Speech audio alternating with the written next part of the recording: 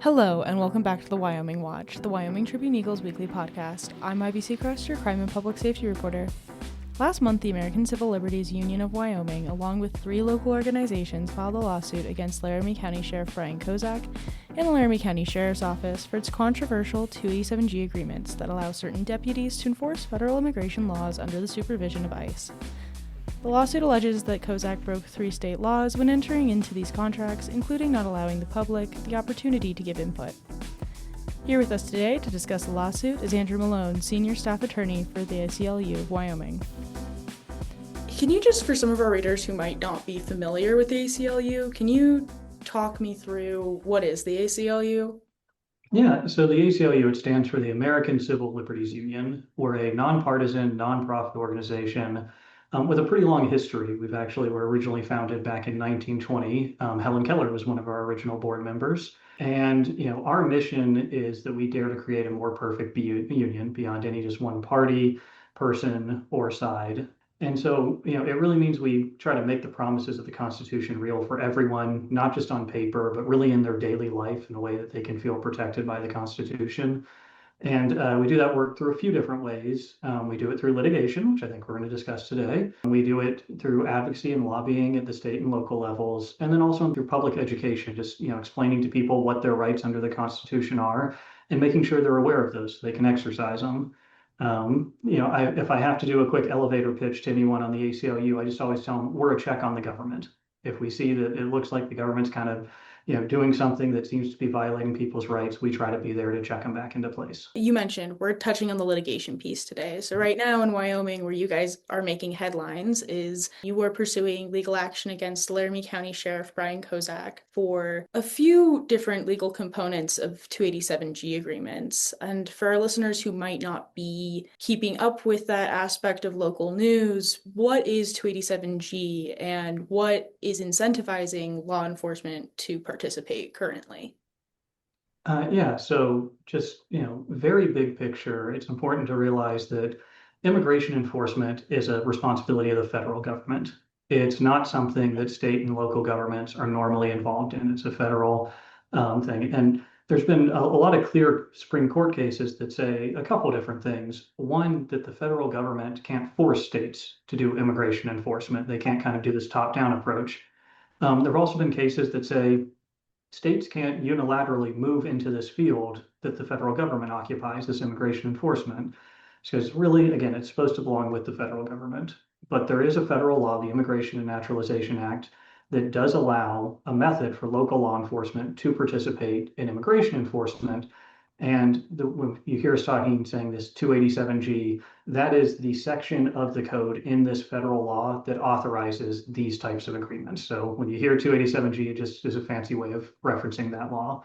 But to put it really plainly, these 287G agreements are contracts where a local law enforcement agency, like a county sheriff's office, they sign an agreement with ICE that will allow that local law enforcement agency to perform immigration activities that they otherwise would not have the authority to engage in. So again, this is not part of their normal job responsibilities. This is them choosing to take on additional responsibilities. And they are completely voluntary. Most law enforcement agencies in the country just do not participate in these at all. You said that most law enforcement agencies are choosing not to participate. What seems to be the incentive for those that are participating to sign these contracts? I think that would be a great question if you could get some of those law enforcement agencies speak with you. I don't want to speak too much for them because I imagine that every law enforcement agency is going to have a different, idea of why it makes sense to do it. What I can tell you is we at the ACLU believe that these are a bad arrangement for local law enforcement for a lot of different reasons. One of the main ones is that these agreements really have a bad impact on local communities, especially where there are large immigrant communities. There's been a lot of studies shown where all of a sudden, when these agreements go into place, where people in the community realize that even if they haven't done anything wrong, even if they have all their documentation to be in the country, it shows that they're more worried about just engaging, just interacting with law enforcement in any way. And that can lead them to not report crimes, to need help and not seek it out. That causes a big breakdown of community trust when these go into place. Again, there's been a lot of studies about that. And then Also, these agreements are really clear that if the local law enforcement agency agrees to do this, and for some reason there's actually a cause for litigation, like a civil rights violation or something like that, the agreements themselves say any of the liability is going to rest with the local law enforcement agency. They're not immune to that. The federal government doesn't give them blanket immunity, blanket coverage. And so if an issue comes up, like a racial profiling, a wrongful detention, and there have been quite a few of those around the country, all that liability is going to lie with the local law enforcement agency. So we think it's a bad policy because it doesn't help the community. We think it's asking law enforcement officers to, instead of focusing on what they're supposed to be doing under the law, just what their jobs are, where they were elected or what they're appointed to do, they're taking on additional responsibilities that take away from the community they're supposed to be serving. And then it also opens them up to liability. So from our point of view, these are just very bad across the board. And we don't believe local law enforcement should be entering into them. So I know you guys have been advocating on those points, I mean, for the duration of this administration, since it became clear that these agreements were going to come back into play for local law enforcement. But to pursue a lawsuit, you guys can't just up and decide to do that on your own. You do need plaintiffs. So who are the plaintiffs in Wyoming? Who has the primary legal complaint against the Laramie County Sheriff at this time? So we're bringing the lawsuit on behalf of three different plaintiffs. The first one is Juntos, which is a local immigrants' rights advocacy organization. The second one is the Unitarian Universalist Church of Cheyenne, which is a local religious group. And finally, Drew's Barbershop, which is a Cheyenne business. All of these groups have been impacted by these agreements in different ways. One of the ways, just kind of going through them all, Juntos has, they focus on immigrants' rights issues all the time, and they had created a long-term plan for how they wanted to, best respond to different things going on in the state in the immigrants' rights sphere. With the adoption of these agreements in Laramie County, they had to completely change their plans, and they had to, alter it to take these into account. And they've also just had to be doing, quick response in the community. And so they've had to dedicate a good amount of staff time just to fielding calls from people in the community that are concerned about these agreements and want to know what's going to happen, what kind of exposure do they have to possibly being detained by the local sheriff. They're having to host information sessions to give people the same information. And they've also had to seriously adjust their budget to create an emergency fund, just so if there's someone who's detained under one of these agreements and their family is still in the community and they might have lost their main breadwinner, they've created this emergency fund to provide things like rent, groceries, attorney's fees if they need to get an attorney hired for families of those harmed by these agreements. So that's kind of where the Juntos has been focusing. The Unitarian Universalist Church of Cheyenne, they're doing kind of similar response work, and they actually created a new ministry called the FIRE Ministry. It stands for the Friends of Immigrants Responding Ethically. And once again, they've had to take away resources from some other ministries focused on other issues that they would like to, just to focus on this 287G agreement response. And once again, they've had to redirect some funds that were supposed to go to those other ministries. They've had to raise funds so they can provide some of this emergency assistance to families who are financially impacted. And then, our last plaintiff is Drew's Barbershop. They had one of their barbers detained under one of these agreements, eventually deported. And the barber had legal authorization to work in the country. He was a licensed barber, but he was stopped by a sheriff's deputy when he was driving, only due to a non-working taillight. Then again, using the authority granted under this 287G program, he was detained by a sheriff's deputy and ultimately deported. And losing him as a barber seriously impacted this business's bottom line to the point that they eventually decided to sell the business. So those are kind of some of the individual harms that have happened to each of these different plaintiffs. But I do want to note too, just a harm that applies to all of them is that none of them had the ability to participate in a public comment period or any sort of a democratic process about whether the county should have entered into one of these 287G agreements. So that is harm that applies to all of them. I would just like to take a moment and thank all of these plaintiffs for the work that they've done in countering the harm caused by these agreements, and also thank them for stepping up and agreeing to be plaintiffs in this lawsuit. I think it's a really brave thing that they've done. We wouldn't be able to bring the lawsuit without them. So I have a ton of appreciation and respect for them. That holistic harm of not getting to publicly participate in the discussion of whether or not Laramie County should have these agreements, I think it's a good segue into the very specific 3 state laws that the ACLU is alleging the sheriff and the sheriff's office have broken by entering these agreements. Could you walk me through what those state laws are and how these agreements allegedly break them? Yeah, absolutely. So, this case is really about whether Sheriff Kozak exceeded his authority when he unilaterally decided to just significantly expand the activities of the sheriff's office. I think that's one important thing to keep in mind is that there have been a lot of activity under this. I believe he's up to 30 deputies who have gone through the training program.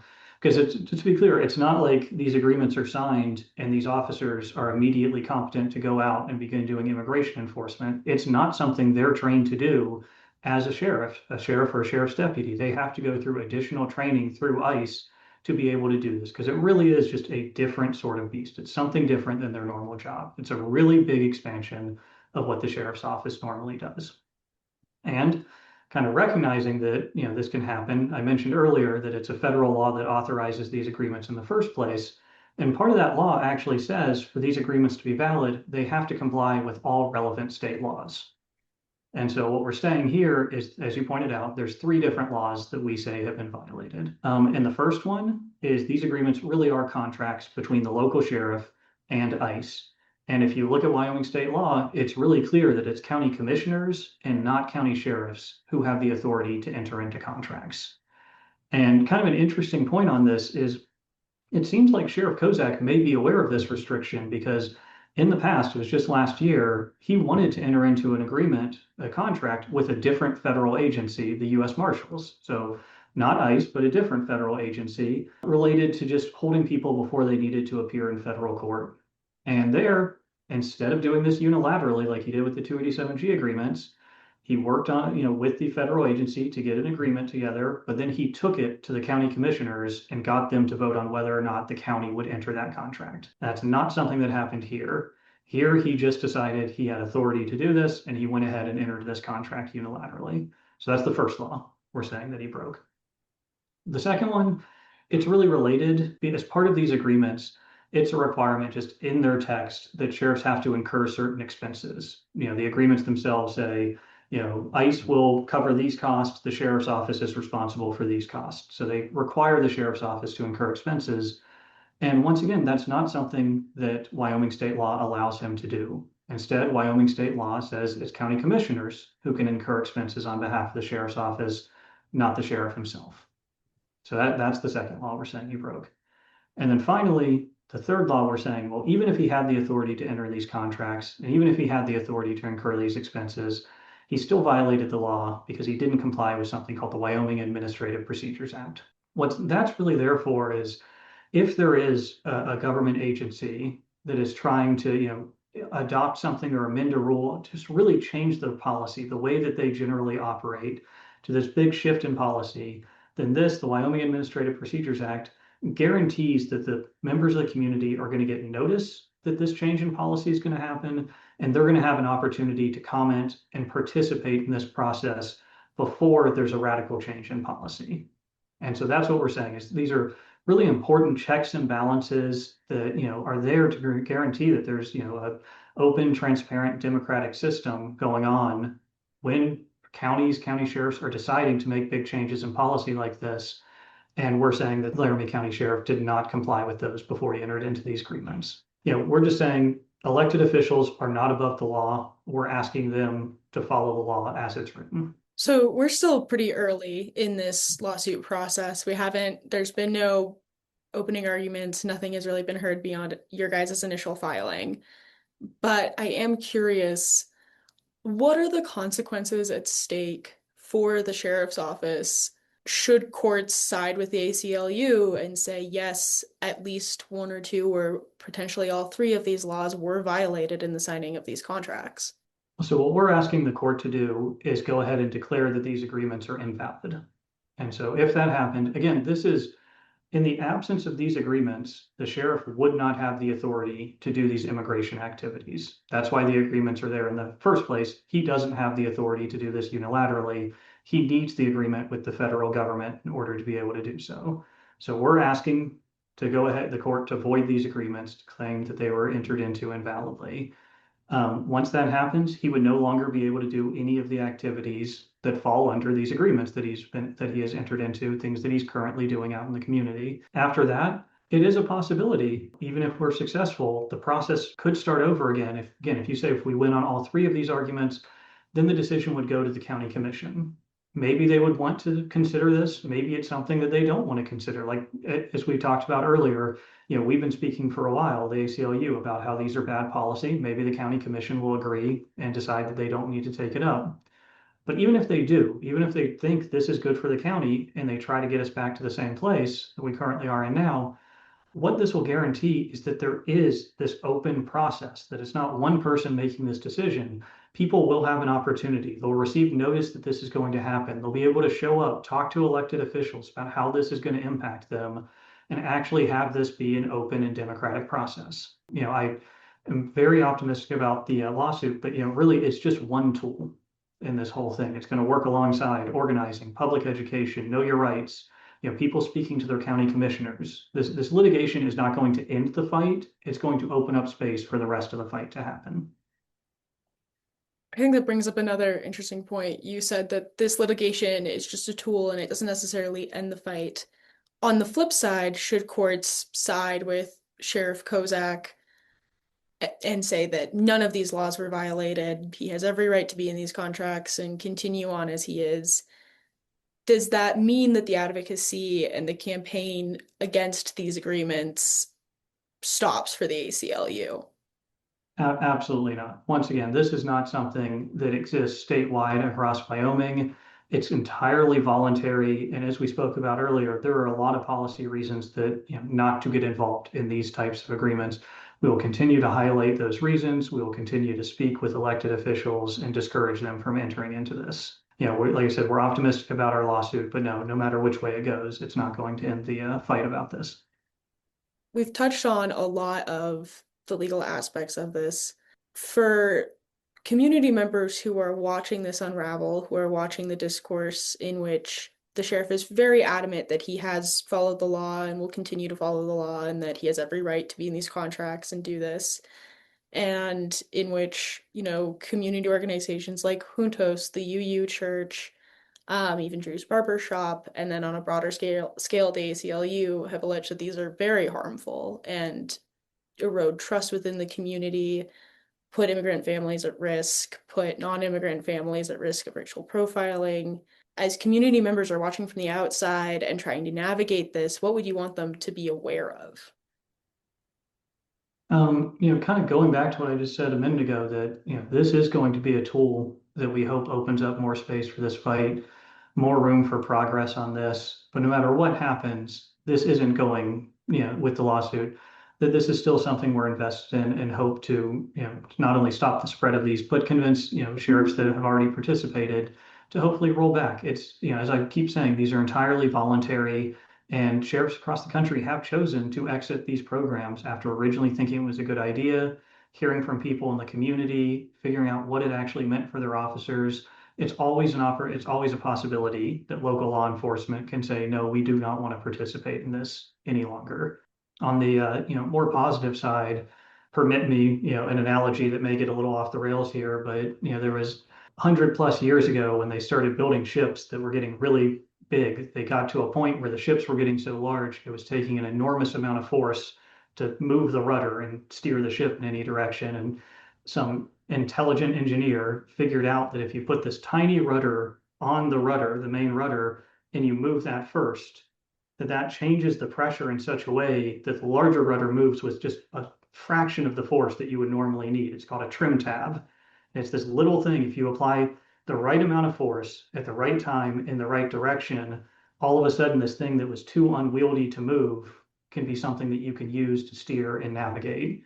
And that's kind of what we're trying to do with this lawsuit. We're trying to, apply the right pressure in Laramie County, which, is 17% of the state's population. We're trying to get rid of the agreements here, really highlight the risks that come along with it, create that space, move that little bit, the extra rudder, the trim tab, and hopefully we can see a larger movement follow along after it. All right. Well, thank you for joining us. I really appreciate it, Andrew. Laramie County Sheriff Brian Kozak was also contacted to participate in this week's episode of the Wyoming Watch. However, he declined, saying that he's unable to comment on the lawsuit at this time, but that the sheriff's office position will be, quote, revealed during the court process, which we are looking forward to, end quote. Kozak also took the opportunity to reiterate the sheriff's office's strict policy on racial profiling, which the sheriff has repeatedly said will never be tolerated. and that immigration investigations are only initiated after a lawful contact with suspects. Deputies are not allowed to proactively look for immigration violations, go into homes or schools or places of work for immigration enforcement. Kozak added that his office will always uphold the rule of law to reduce crime and protect the public, making specific reference to the motoring public and trucking operations which have utilized these 287G contracts. Now, here's Taylor Staples, our arts and entertainment reporter, here to give us a roundup of some of the upcoming events in the area this week. Today, June 19th, the Wyoming Senior Olympic qualifiers are happening now through June 21st. Check-in is at Central High School, but events take place at multiple locations in the area. Also, the Buckhorn Valley Kennel Club Dog Show is also happening now through June 21st at the Event Center at Archer. Then there's a tabletop adventure event at 2 p.m. at the historic Governor's Mansion. And at night, there's the 30th Annual Wyoming Brewers Festival, which also takes place tomorrow, starting at 5 and 7 p.m. respectively at the Cheyenne Depot Museum. Fridays on the Plaza is also tonight, featuring Shotgun Opera, a Lincoln Park tribute band at 6 p.m. at the Cheyenne Depot Plaza. On Saturday, June 20th, there's a Cheyenne Audubon field trip at 8 a.m., departing from Lions Park, the 17th Annual Spring into Green 5K Fun Run at 8 a.m. at the Boys and Girls Club, the Cheyenne Youth Rodeo Series from 8 a.m. to 5 p.m. at the Event Center at Archer, a Maker's Market Kids Edition from 10 a.m. to 2 p.m. at the Frontier Mall, the annual Cheyenne Juneteenth celebration from 10 a.m. to 3 p.m. at Martin Luther King Jr. Park, and a Living History event at the library from 10 a.m. to 3 p.m. Later, the Botanic Gardens also has two events, a pottery-inspired Zentangle journal workshop from 10:30 a.m. to 12:30 p.m., and a watercolor bouquet workshop from 2 to 4 p.m. At night, there's a High Notes and High Hopes Gala for Opera Uncorked Wyoming from 6 to 8 p.m. at the Laramie County Community College in the Serber Prentice Auditorium. On Sunday, June 21st, there's the Wiener Dog Fest at noon at Blacktooth Brewery. Then, the Dead South with Amigo the Devil will be playing at 8 p.m. at the Lincoln Cheyenne. On Monday, June 22nd, there's a Matinee Movies for Mindful Aging event featuring The King's Speech from 1:30 to 4 p.m. at the Laramie County Library. On Tuesday, June 23rd, there's a community blood drive from 11 a.m. to 3 p.m. at the Laramie County Library, and there's a Going Back, a History of Suffrage in Wyoming and the U.S. talk at 5:30 p.m. at the Wyoming State Museum. On Wednesday, June 24th, it is Bike to Work Day. There will be breakfast stations throughout town in the morning and an after-party at Freedom's Edge Brewing from 5 to 8 p.m. There's also a paper and pencil urban sketching meetup from 5:30 to 7:30 p.m. at the Cheyenne Creativity Center. Finally, on Thursday, June 25th, there's a community conversation session about the American Dream from 5:30 to 7:30 p.m. at the Laramie County Library. Then there's a true crime book club from 6 to 7:30 p.m. at the Laramie County Library and a Wiz Khalifa concert at 8 p.m. at the Lincoln Cheyenne. For the full list of events, go to wyomingnews.com. In the headlines this week, in an abnormally short meeting Monday night, the Laramie County School District 1 Board of Trustees approved several items, including a $40 million contract for the construction of the new Mountain View Elementary School. Next, Cheyenne resident Alyssa Medina won Miss Wyoming 2026 on June 6th and will be headed to Florida to compete in Miss America 2027 in September. Also, the National Sheriff's Association has awarded Laramie County Sheriff's Office Chief Deputy Perry Rockbum its Correction/Jail Innovations of the Year Award, honoring efforts to modernize how mental health is addressed in the jail. That's all for this week's episode of Wyoming Watch. Tune in next week for more local news.